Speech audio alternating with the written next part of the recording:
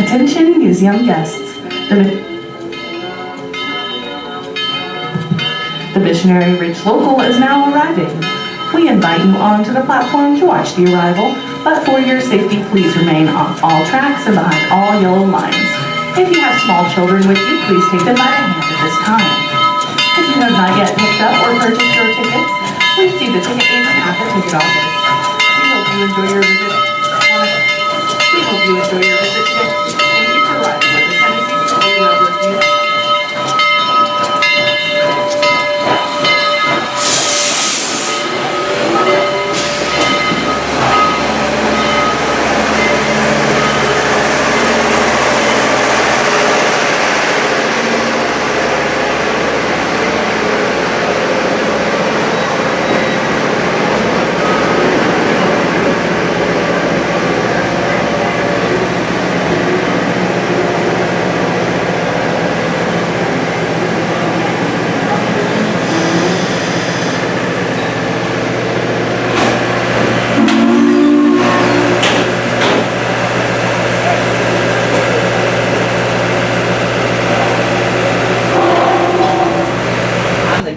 The engineers up there in the cab. So I had to take care of all the people back here. I had to uncouple the cars. We had to throw switches. Make sure everybody's safe. So everybody has an important job. But we're about to act as the eyes of the engineer when we back around because he can't see.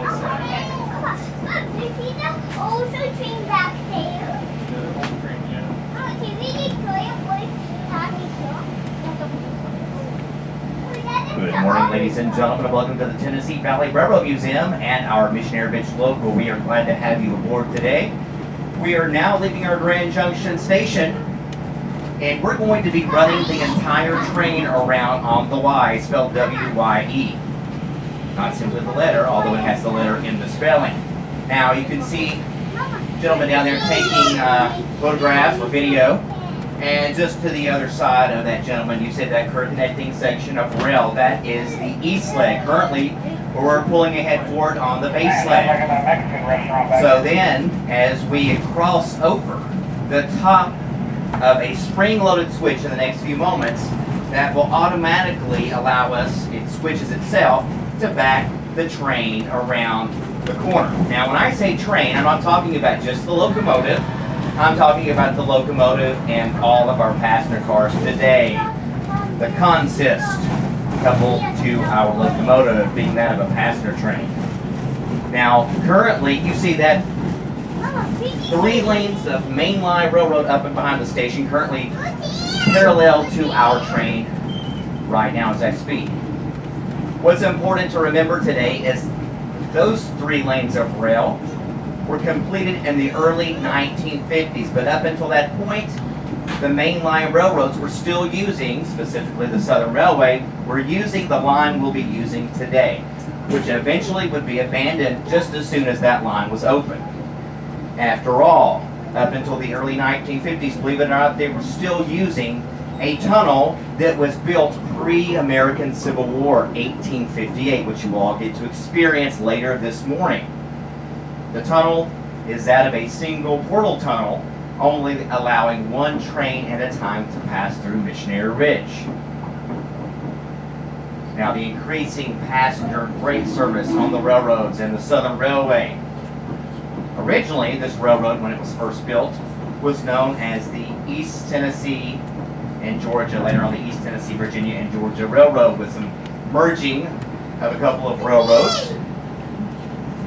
We'll see different parts of the old line as opposed to the changes and the modifications made by the Southern Railway along our trip today. All right, so we have switched, now shoving backward on the east leg. So we have Mr. Gordon on the very back vestibule of our train, serving as the eyes for the engineer, because obviously he cannot see as he backs around.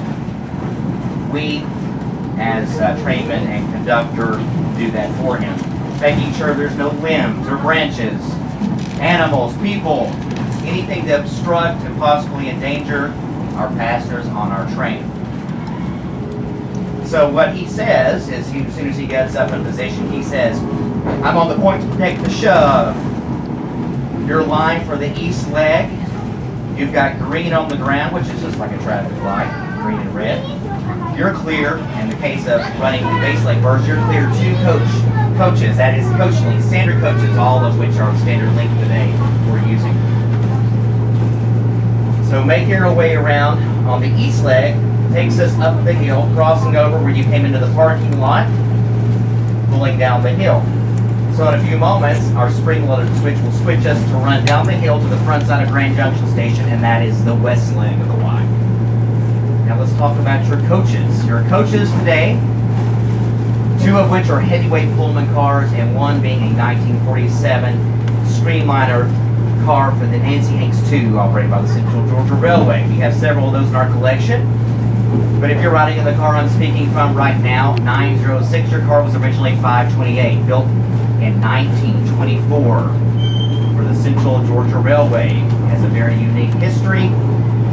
The original roof and ceiling, that of a clear story roof, and it would have a much higher center aisle ceiling with hanging fixtures. Now, to utilize some of these older cars, if they had to mix those with some of the lightweight cars that all have the rounded streamliner roofs on those in construction, you don't see a lot of those clear story ceilings anymore. Now, if you're riding in the car with a sliding window feature, you're riding a 1925 heavyweight car built by the Pullman Company for the Southern Railway. And if you were riding in that car 907, your car would originally be 543 when it operated on the Nancy Hanks II by the Central Georgia, leaving Savannah to Atlanta and returning in the evening hours. 1947 by the American Car and Foundry. We had successfully run the train around on the Y. Now we're pulling down the west leg, well underway to East Chattanooga. Now please do not be insulted. You're facing possibly in 2 different directions. Most of our seating on our train and all of our cars are set up in quads, sets of 4. So with that being said, when I say look left, I'm talking about the side. You see your parking lot, the display yard with our equipment on various railroads from various periods of time. Making the other side not your left, right? Is everyone awake today? Grand Junction Station side will be your right. That helps you get oriented when I point out features historically along our trip today. Now we have several dining cars in our fleet, most of which we utilize on our dinner trains. Louisville, Nashville, 2728 Cross Keys Tavern. It was built in 1930. You can see that that car still has maintained its clear story roof and ceiling. So that is a good example of some of the other cars and what they would have originally manufactured. You'll see, I can't cover it all, but you'll see a couple of cars there. 829 built 1949 for the Southern Railway by the Bug Company. Pretty synonymous with those very sleek looking corrugated stainless look. You'll see a couple of cars, Randolph-Macon, the 1486 and 1480 peeking out there. Those were originally built for the Norfolk and Western and had 10-6 sleeper cars, and they had compartments included within those. 661 is another Nancy Hanks car, and believe it or not, a good example, 390. Well, 661 would also go into that same paint scheme, hopefully will in the near future. 1911, the 1037 was built. And that's our oldest car we have in our fleet, especially in operation condition. All right, looking to that same side, down and below to the left, what appears to be a gravel driveway, and it is a gravel driveway in current day. Well, that was the original location of the 1859. That's the year St. Georgia began its operation in this area. Now, obviously, changes were made. The Southern Railway modified the line, moving it over to the right slightly and build up the height and elevation of the roadbed, obviously, as we're traveling along our trip today. Now, originally, you've got to understand, this is way before the Tennessee Valley Authority came in and built the Chickamauga Dam on the Tennessee River. It's before levees, height areas were built up around different areas and branches of the Chickamauga Creek. So Chattanooga was infamous for terrible flooding, and the worst of those floodings throughout history that is recorded is 1867. We actually have photographic evidence of that. But that line being down and below, and the creek waters of the South Chickamauga Creek we're about to pass over would rise 9 feet above that original rail gauge.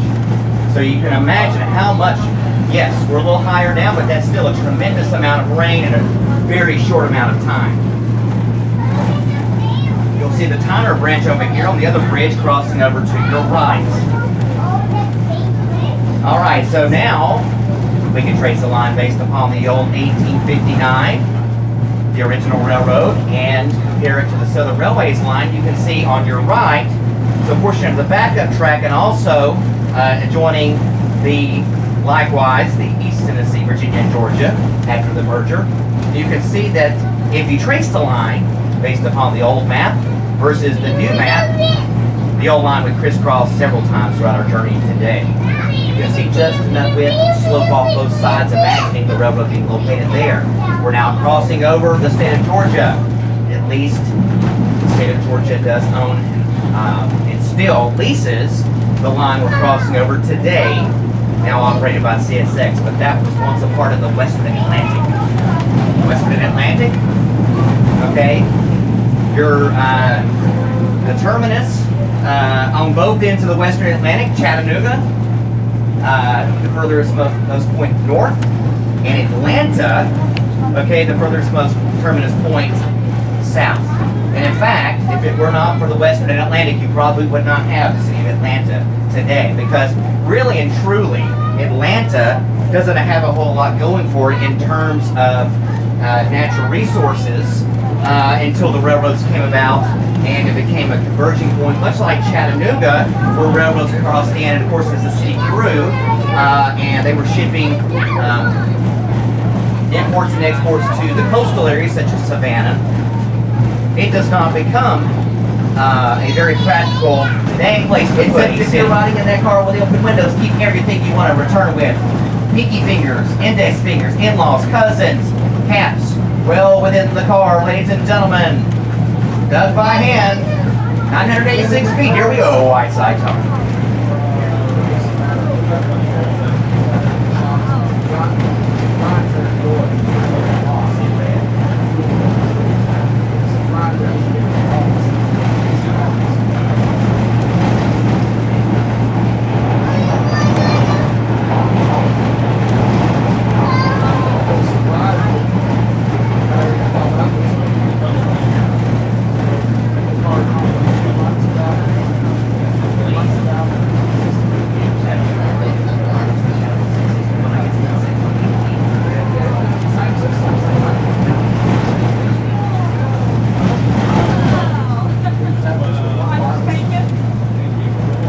Ladies and gentlemen, as we exit on the East Chattanooga side, look how steep the terrain and both the slopes on both sides of the gauge are. Now, Chickamauga, 2 months prior, I invite for Chattanooga, working rail yard, complete with restoration facilities, maintenance facilities. About 99.9% of the restoration we do can be accomplished here on property. Now, the reason I leave out that I say 99.9 because we do not have an actual iron foundry located here in East Chattanooga, but we do work for our museum and obviously other museums who don't have the opportunity or the equipment on property. So 2 things, ladies and gentlemen, please wait till we come to a complete stop before exiting at the vestibule. Also, I emphasize this, we've had way too many people fall down those very small, narrow steps. Remember, this is historical equipment. And the stairs you'll be using today are 1925 stairs. Do not take 2023 steps down those stairs. You will get there too fast down those stairs. We want you to be safe.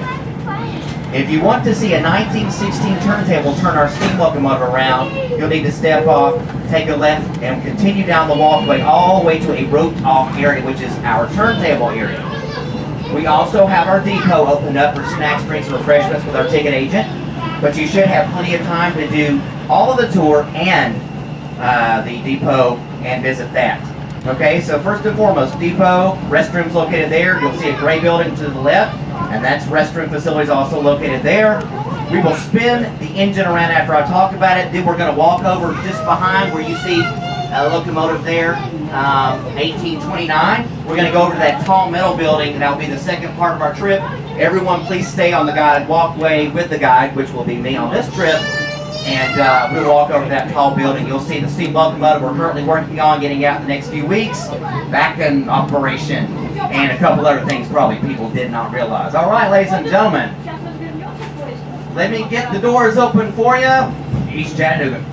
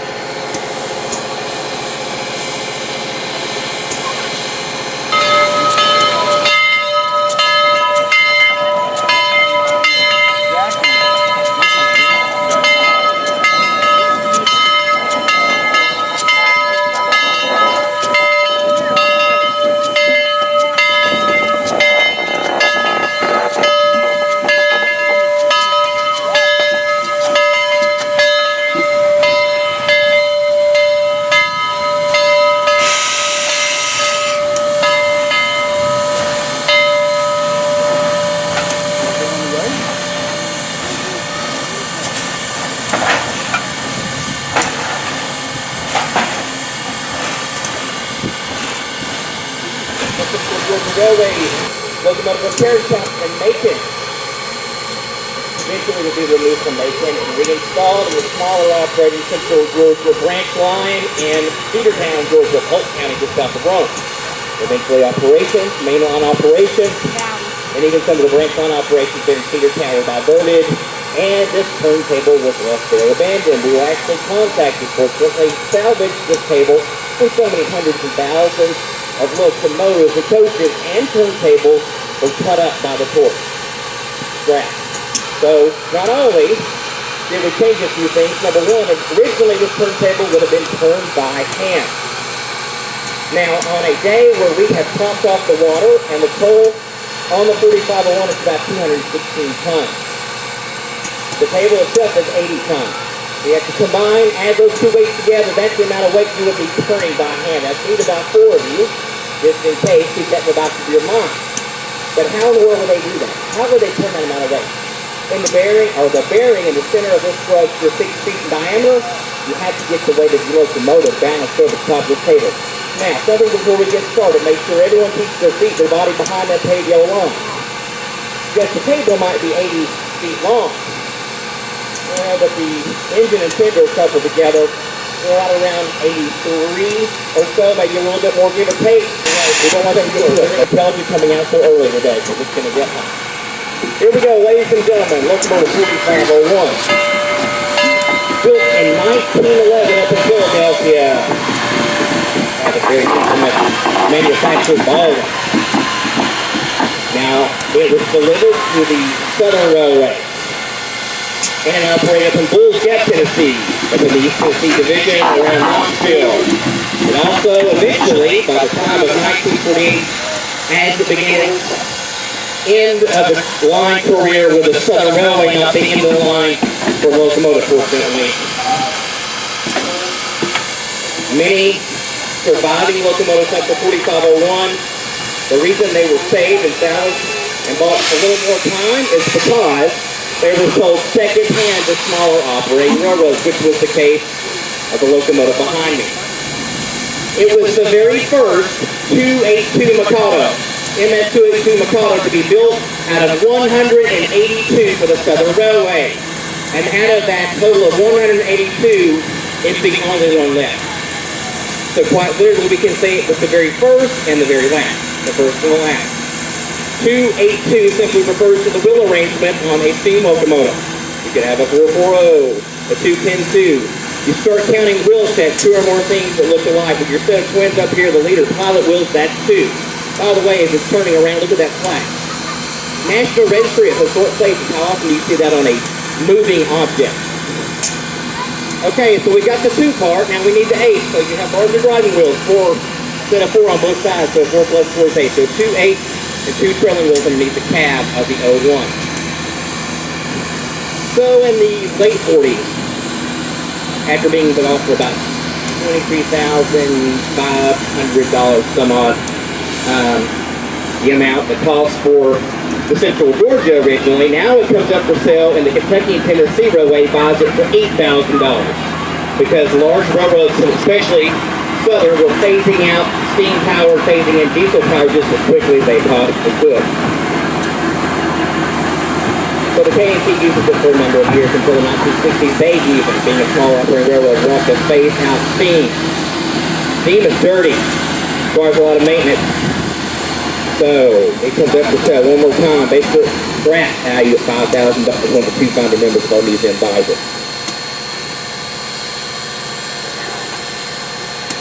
All right, ladies and gentlemen, we have got a line for track 2 that allows us to pass right by the coaches on track 1.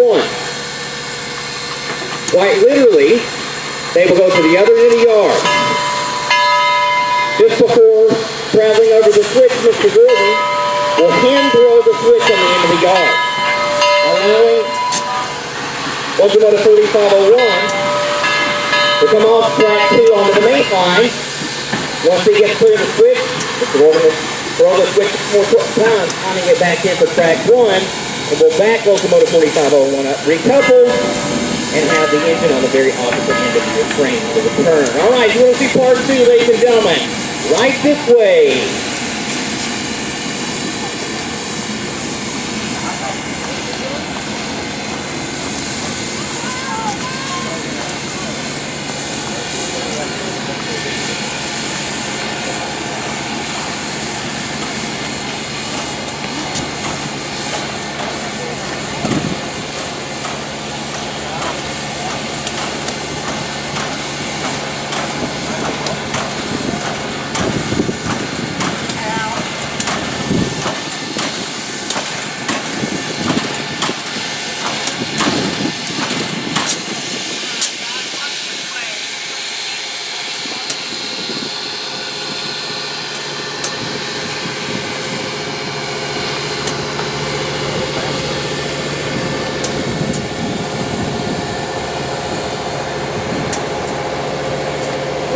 buddy Aaron that commented to that?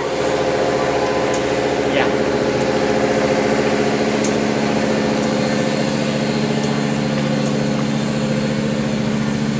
Hey, take a picture of that stick right there. Take a picture of that stick.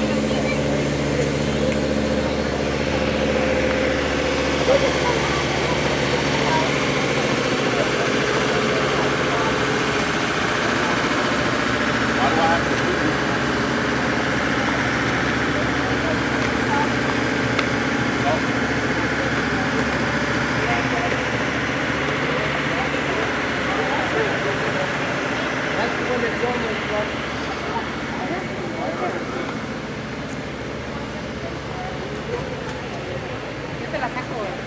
Y ponte ahí para acá. Ponte con tu papel.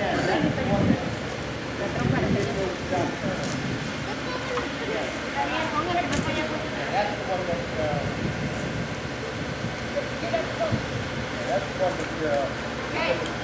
That was the one. I'm gonna go back, use the back phone, and then I'll fetch you back up. You wanna go to the left, or you wanna go to the left? Number 610 there. Number the video on black frame. That's the engine. Yes. That's the engine of the video. That's in the video.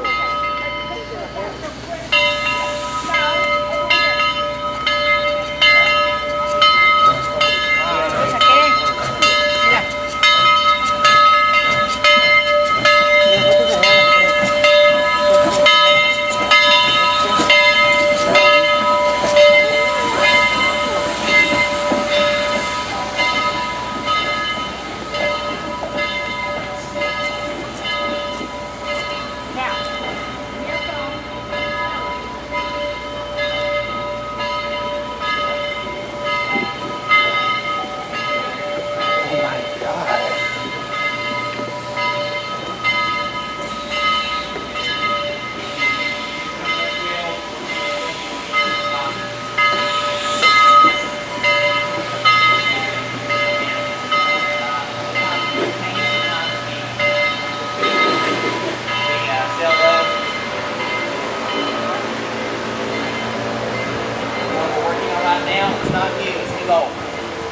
Come on, do you have anybody behind you?